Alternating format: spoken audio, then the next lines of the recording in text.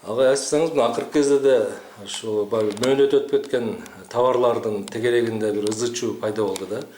Ошол блогер тарабынан сиздерге баягы топтолуп, милиция тарабынан блогердин чакыруусу менен милиция тарабынан топтолгон канча материал түштү? Ушул блогер 22 марттан баштап өзүнүн сайтын ачкан экен да.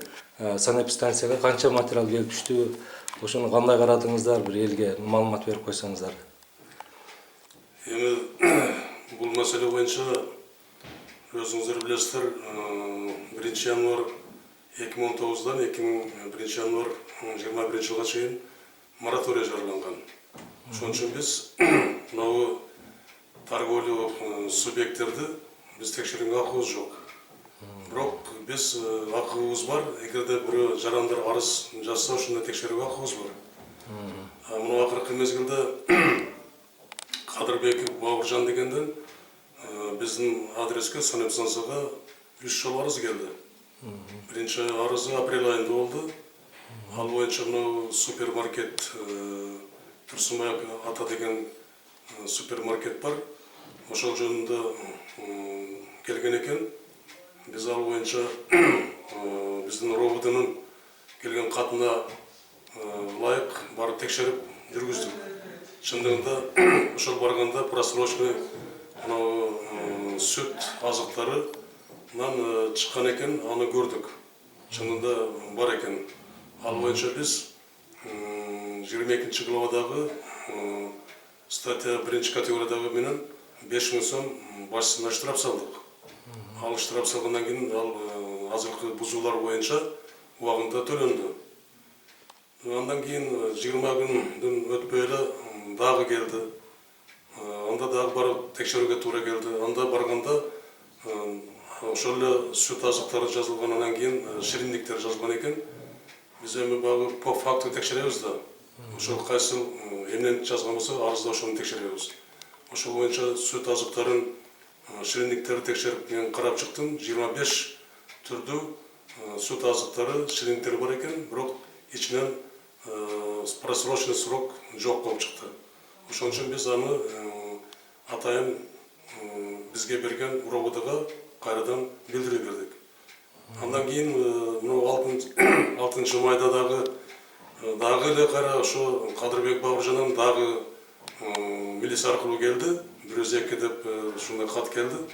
Ал боюнча ортодо майрамдар болуп кетип туруп, 13 майда текшердик.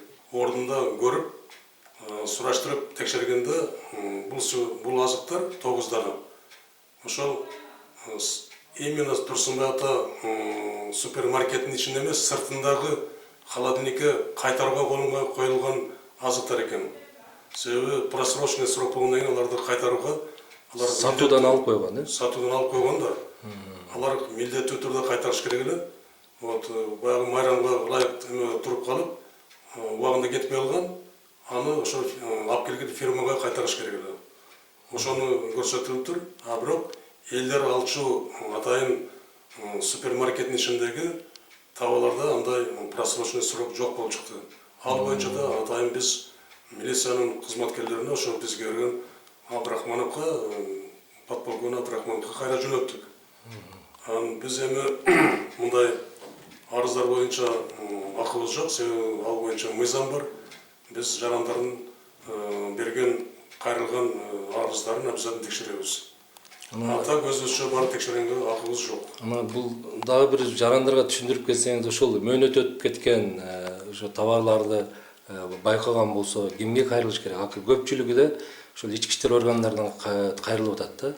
Мыйзам өзгөргөн да, бир башка бир органдарга өткөзүп берилген болуш керек. Туура. Азыр эми мындай мыйзамда уполномоченный орган деп, эгерде жарандар ошондой срок өтүп кеткен, просрочный срок мындай азык-түлүк товарлар болсо, булар биринчиден могу мамлекеттик санэпид көзөмөлдөө борборуна кайрылыш керек. Себеби милицияга кайрылыш керек эмес. Сиз 102ден келген бир 2 материалды мөөнөт өтүп кеткен товарлар боюнча сиз караган экенсиз да. Ошого маалымат берип кетсеңиз, кайсы числода келген, кимден келген? Ошо бизге 2 маалымат келип түшкөн. Мен 2 маалыматты карагам. Бул жерде 11 апрелде 2019 жылы Кадыржанов Бауыржандан арыз келип түшкөн 102-ге чалып, ошонун негизинде бизге материал келип түшкөн. Ошонун негизинде биз Васиев Рахимдин магазинине барганбыз, азык-түлүк сатуучу дүкөнгө. Ал жерде суроого өтүп кеткен, мөөнөтү өтүп кеткен товарлар боюнча жазылган, бирок биз баары текшерүү учурунда эч кандай мөөнөтү өткөн товарлар табылган эмес. Бул боюнча көрүп, акт түзүп, эскертүү берилген. Эгер мындан нарыда ушундай көрүнүштөр байкалган болсо, биз эскертүү бердик, биз тараптан жазана салынары эскертилди да. Андан сырткары 6 майда 2019 жылы дагы ушундай эле Кадырбеков Бауыржандан келип түшкөн, 102-ге чалып бизге билдирүү келген.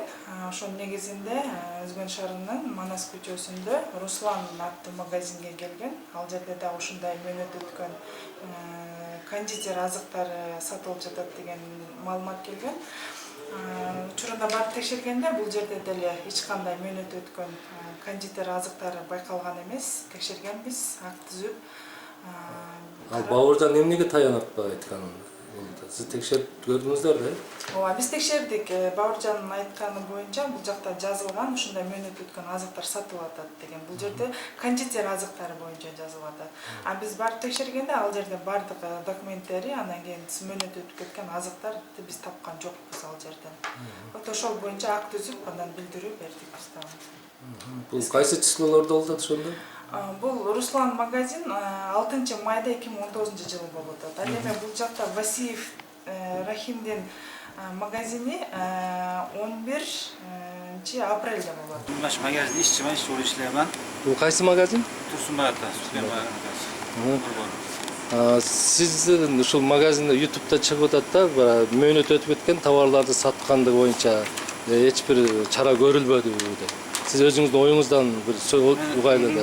Bir жол чыкканда башта мен документ кылып кына кышаны салписинадан төлөп, штраф жазып берген. Биз бир баганы кыйбы Рысбанк барып төлөп, ана кылып берген мен. Канча төлөдүңүз штраф? 5000. 5000 сом. 5000 турадым. Гүлзада Исмаиловна, мына акыркы кездерде YouTube'дан сизди бир каралаган материалдар пайда болуп калды да. Ошол чакырууга баягы өзүнүн блогерим деп тааныштырган жарандын чакыруусуна bir magazinge баргандагы bir видео тасма чыгып кетти да. Ошого bir мына биздин жарандарга кенен bir түшүндүрмө берип кетсеңиз.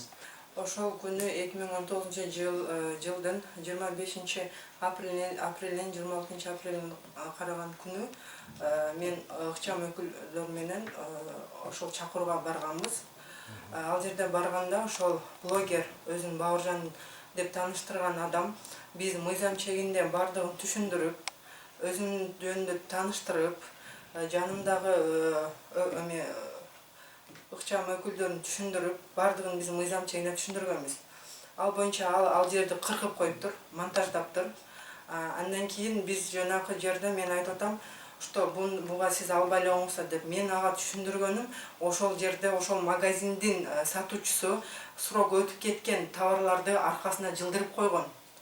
Жаңы срок менен келгендерди алдына тизип койгон. Сатыктан алып койгон, мөөнөт. Сатыктан ошо алынып, алар чекеге алынган. Ал именно чукуп чыгып, ошол срок өтүп кеткенди алып атат. Биз ошондо түшүндүргөнбүз. Сиз нол жагынан жаңы свежийин алыңыз деген мааниде түшүндүргөнбүз. Аны элдер туура эмес түшүнүп атат. Ал бул блогер ошол жерде көп жерди монтаждаган. Именно биз сүйлөгөн жер мыйзамда түшүндүрүлгөн нерсенин бардыгын алып коюп атат дагы, ал өзү ошол жерде өзүнүн сөзүн калтырып атат. Ал жерде эч кандай мыйзам бузуу болгон эмес. Срок бузулгандар өзүнчө турган, свежийлар өзүнчө турган. Бул боюнча полный Өзгөн Риттин меж эмесине түшүрүлүп, ал боюнча санап станция өткөрүлүп берилген. Ал өзүнчө провокация жүргүзүп атат. Бул жерде элдер ошого ишенип атышат. Бул жерде мындай бир тараптуу кароо кетип атат негизиненчи. Бул жерде милиция кызматкерлеринин бардыгы жамандап атат. Андай эмес. Ар бир адам өзүнүн укугун, өзүнүн милдетин туура түшүнсө, ушундай нерселерди жазбайт эле. Ошолор тараптан дагы эми арыздар келген. Бул ошол тартып, YouTube'га киргизип, кайра ошол жерден мен өчүрүп берем, 5 миллион 10 миң сомго чейин акча сурагандар да бар. Бул боюнча азырынча 4 арыз келге түшкөн бизге. Ал боюнча да тергөө жүрүп жатат. Негизинен бул менин оюмча бул биздин кыргыз эл деп сүйлөп ушинтип чыкканы бул просто элге өзүн көргөзүп атат. Чынында бул ушул биздин Кыргызстанда жашап жаткан жарандардын келечегин ойлогон жок. Себеби алардан бул эси ошондой кыргыз элинин деп келечегин ойлосо бул неге только өзбектердикин текшерет, эмне себептен кыргыздардыкын текшербейт, бардыгын неге бирдей карабайт, бирдей кылбайт, эмнеге алардан кайра акча сурайт. Мисалы ошондой эле только бул өзбектерден ошону кылып атат. Бул өзбек кыргыздарды конфликтке келтирип атат. Кыргыз элим ошону түшүнбөй атат деп атат. Бул кыргыздардын келечегин ойлогон жок. Бул өзүнүн акча табуу максатын ойлоп жатат. И бул ошо ютубка чыгарган үчүн ар бир эмесине акча алып атат. И ошончо элден акча сурап атат.